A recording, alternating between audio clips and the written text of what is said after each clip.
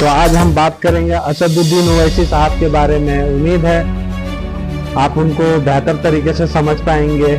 उन्होंने कब स्टार्ट किया और आज यहाँ तक कैसे पहुँचे, इन सब चीज़ों को जानते हैं इस वीडियो में। चलो दोस्तों, तो स्टार्ट करते हैं बिना टाइम खराब किए। असदुद्दीन ओवैसी 13 मई 1969 को मुस्लिम सुन्नी परिवार में सुल्तान सलाउद्दीन ओवैसी नजमुन्नेसा बेगम के यहाँ हुए थे। वह हैदराबाद के एक राजनीतिक परिवार में आते हैं। उनके दादा अब्दुल बाग ओवैसी राजनीतिक दल ऑल इंडिया मजलिस-ए-इत्तेहादुल मुस्लिमीन के रूप में 18 सितंबर 1957 में दोबारा शुरू किया। जेल से रिहा होने के बाद भी वह पार्टी के अध्यक्ष के रूप में कासिम रजवी का पद संभाला।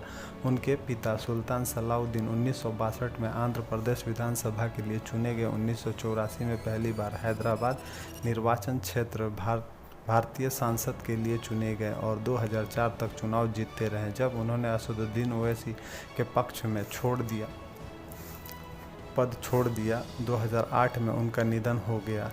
असदुद्दीन ओवैसी ने हैदराबाद के निज़ाम कॉलेज उस्मानिया विश्वविद्यालय से कला में स्नातक की पढ़ाई पूरी की। उन्होंने 1994 में बीजी ट्रॉफी में तेज गेंदबाज के रूप में दक्षिण क्षेत्र अंतर विश्वविद्यालय अंडर-25 के क्रिकेट टीम प्रतिनिधित्व किया और बाद में दक्षिण क्षेत्र विश्वविद्यालय टीम में चुना गया। वह पेशे से एक बैरिस्टर हैं और लंदन के लिंकन में अध्ययन करते हैं। उनके भाई अकबरुद्दीन ओवैसी तेलंगाना विधानसभा के सदस्य हैं और इस पार्टी का नेतृत्व कर रहे हैं। उनका सबसे छोटा भाई बुरहानुद्दीन ओवैसी इत्तेमाद के संपादक हैं।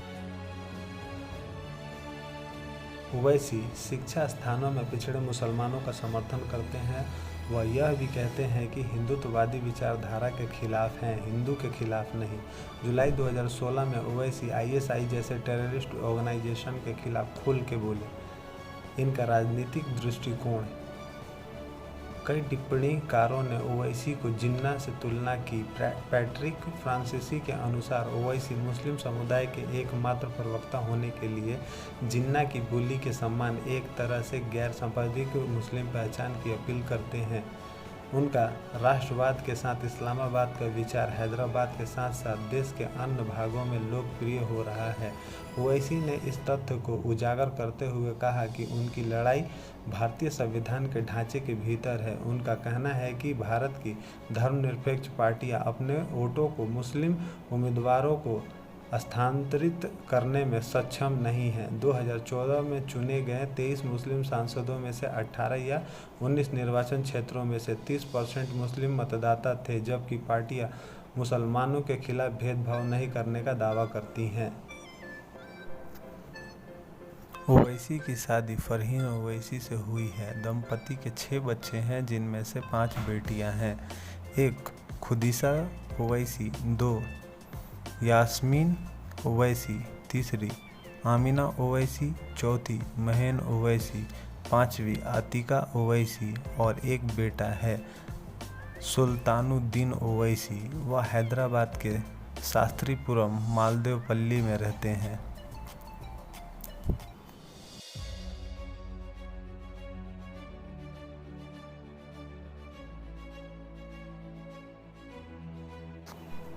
2008 के मुंबई हमलों के बाद ओवैसी ने निर्दोष लोगों की हत्या के लिए जाकिर रहमान लखवी और हफीज सईद के खिलाफ कार्रवाई की मांग की। उन्होंने कहा कि देश के दुश्मन मुसलमानों के दुश्मन हैं। राजनीतिक career. Asaduddin Owaisi all India Majlis e Ittehadul Muslimeen party के तीसरे अध्यक्ष हैं। पहले उनके पिता और दादा थे। असदुद्दीन ओवैसी ने 1994 में आंध्र प्रदेश विधानसभा चुनाव अपनी राजनीतिक शुरुआत चार मीनार निर्वाचन क्षेत्र से चुनाव लड़ते हुए, जहां उनकी पार्टी 1967 से जीत रही है। निकटतम प्रतिनिधित्व को मजलिस बचाओ तहरीक के उम्मीदवार को 40,000 वोटों से हराया। 1999 के चुनाव में तेलुगु देशम पार्टी के उम्मीदवार सैयद शाह नूरुल हक कादरी को 93,000 वोटों से हराया। विवाद। ओवैसी को कट्टरपंथी हिंदू विचारधारा वाले संगठन अपनी आलोचना का शिकार बनाते रहते हैं और कई बार उनके छोटे भाई अकबरुद्दीन ओवैसी पर हमले हो चुके हैं। अभी ओवैसी 2019 के आम चुनाव में वह अपनी पार्टी ऑल इंडिया मजलिस-ए-इत्तेहादुल मुस्लिमीन एक बार हैदराबाद क्षेत्र से उम्मीदवार हैं।